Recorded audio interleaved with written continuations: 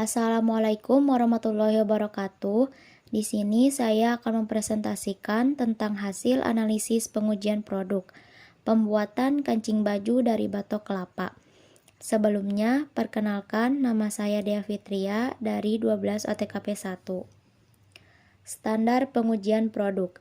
Sebelum produk diproduksi dalam skala besar dan dijual ke publik, produk harus diuji terlebih dahulu guna memperoleh timbal balik atau respon dari sebagian konsumen sebagai sampling yang menjadi target sasaran penjualan produk. Dengan adanya uji standar produk ini, suatu perusahaan akan tahu kualitas produk dan harapan dari konsumen, serta memprediksi keberhasilan suatu produk sebelum distribusikan ke pasaran.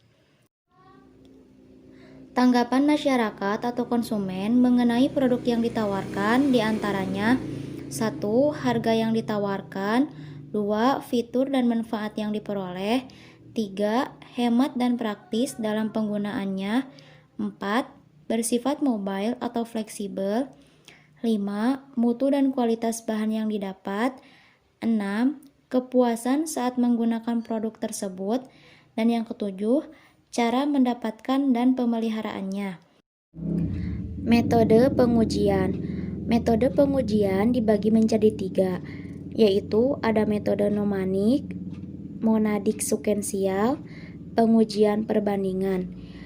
Metode nomanik yaitu konsumen melakukan tes lihat dan pegang, setelah itu konsumen memberikan penilaian atas produk.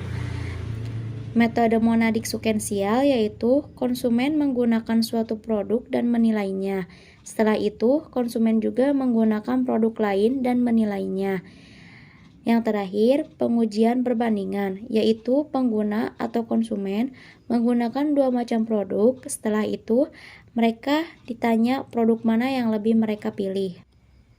Untuk kancing baju dari batok kelapa, metode pengujiannya adalah menggunakan monadik sekensial, karena konsumen berhak memilih antara menggunakan kancing dari batok kelapa atau kancing dari plastik, bisa juga dari karet. Konsumen berhak memilih apakah kancing dan batok kelapa lebih bagus dari keduanya itu atau sebaliknya. Teknik pengujian. Teknik pengujian dibagi menjadi 4, yaitu technical testing atau pengujian teknis, pengujian preference and satisfaction testing atau preferensi dan kepuasan, simulasi test markets atau pengujian pasar simulasi, test markets atau pengujian pasar. Untuk teknik pengujian kancing baju dari batok kelapa biasanya menggunakan test markets atau pengujian pasar. Hasil pengujian dari produk aksesoris kancing dari batok kelapa sangat bagus. Selain kuat dan dibuatnya pun dari bahan alam yaitu batok kelapa. Tidak membutuhkan bahan lebih, hanya batok kelapa saja. Kancing dari batok kelapa mempunyai keunikan tersendiri dan harganya terbilang murah dan juga lebih awet dibandingkan dengan kancing plastik buatan pabrik. Satu tempurung biasanya bisa menghasilkan 8-10 kancing baju ukuran besar dan 15 hingga 20 biji untuk ukuran kecil.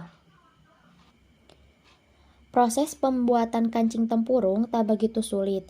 Alat yang dibutuhkan juga sederhana. Mulanya, tempurung dicetak dalam bentuk bulatan kecil. Setelah itu, serat-serat kelapa yang ada di tempurung dibersihkan. Kemudian, tempurung digosok agar lebih halus. Dan hingga diberi lubang untuk memasukkan benang-benang dan siap dipasarkan. Dalam membuat kancing baju dari batok kelapa, ada alat bahan serta bahan pendukung yang dibutuhkan. Alat yang dibutuhkan antara lain spidol, bor, alat ukir, hamplas, grinder, pisau.